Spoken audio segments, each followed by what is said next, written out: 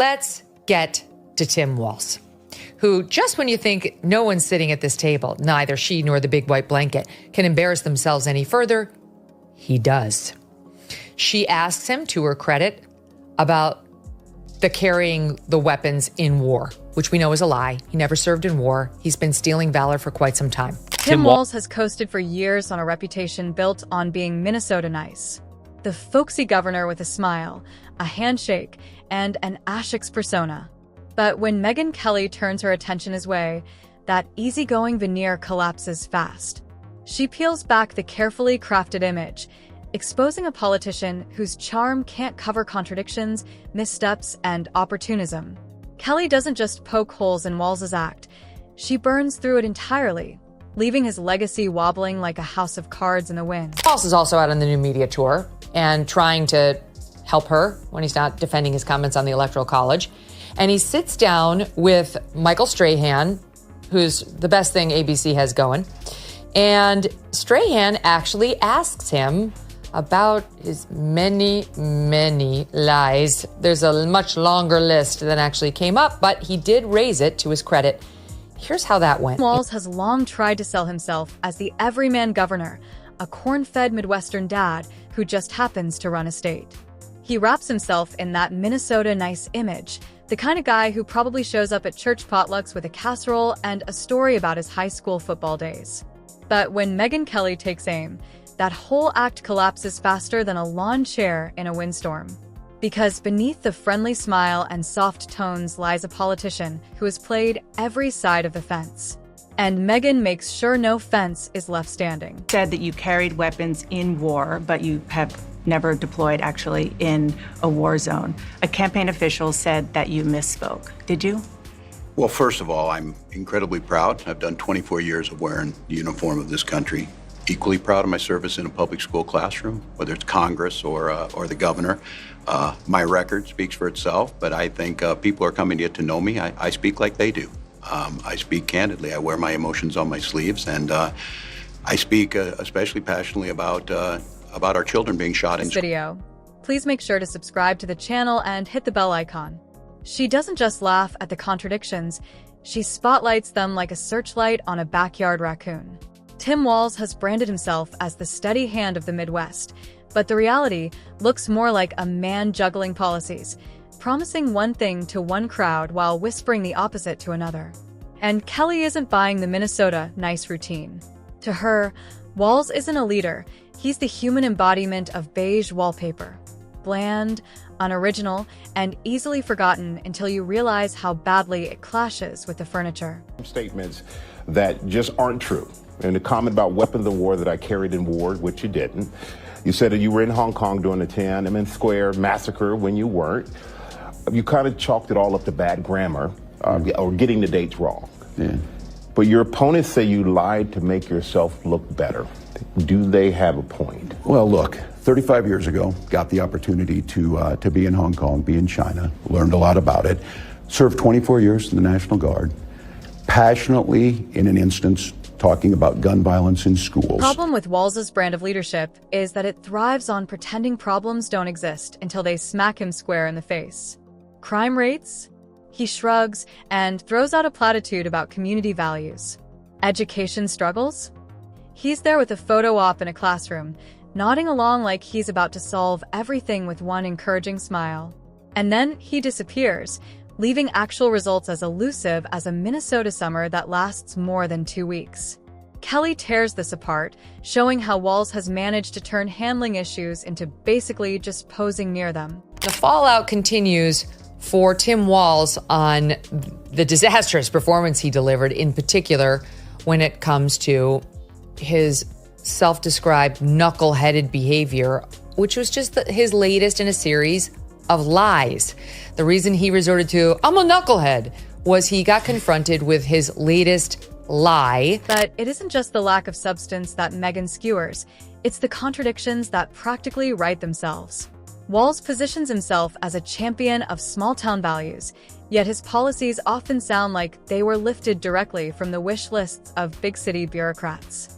He'll preach about freedom and responsibility, then turn around and cheer for government overreach when it suits his political allies.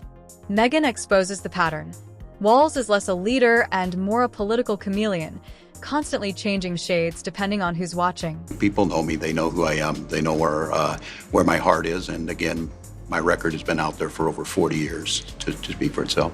And the idea that you said that you were in war, did you misspeak as the campaign has said? Yeah, I said we were talking about, in this case, this was after a school shooting, the ideas of carrying these weapons of war. And my wife, the English teacher, told me my grammar is not always correct. But again, if it's not this, it's an attack on my children for showing love for me, or it's an attack on my dog. This took chutzpah.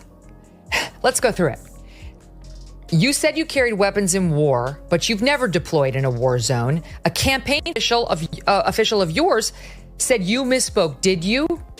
Well, I'm proud, incredibly proud of my record. What really sets the roast ablaze, though, is when Kelly dives into how Walz handled crisis. The pandemic turned his governorship into a reality test. And boy, did the cracks show. One moment, he was presenting himself as the guardian of public safety, handing down mandates like candy on Halloween. The next, he was fumbling with mixed messages, confusing constituents more than clarifying anything. Calm doesn't mean effective, she argues. It just means he wasn't panicking on camera. Off camera, his leadership was about as organized as a garage sale in the rain. Rules changed by the day, priorities flipped overnight, and his explanation sounded like someone making excuses for forgetting their homework. People weren't getting clarity. They were getting chaos with a friendly accent. Been on Earth, there's a long list of them. This one was that he was in China when the Tiananmen Square disaster unfolded, when hundreds of people were killed. You know whether you were in a place where hundreds of people are being massacred by their government when it happens. But he continues to try to say, like, oh, gee, I was just kind of confused. You know, that happened in May and I was there in August, but I guess I just imagined that I was there, whatever. So he got asked about that debate moment where he completely melted down. Then there's his approach to policing and public safety, where contradictions really pile up. Walz talks tough when the cameras are rolling, claiming to support law enforcement, but then folds like a paper plate at a barbecue when progressive activists shout loud enough. Megyn highlights how his leadership during moments of social unrest wasn't leadership at all. It was political duck and cover. He let chaos brew, hoping his passive approach would somehow count as understanding. But understanding doesn't stop riots, and empathy doesn't restore order. Kelly skewers him for trying to appease everyone, which ultimately left everyone furious. The roasting really sharpens when she compares Walz's governing style to Minnesota winters. Long, drawn out, and filled with promises that spring is right around the corner, but spring never quite arrives when you need it most. Megyn also takes aim at the myth that Walz is somehow relatable.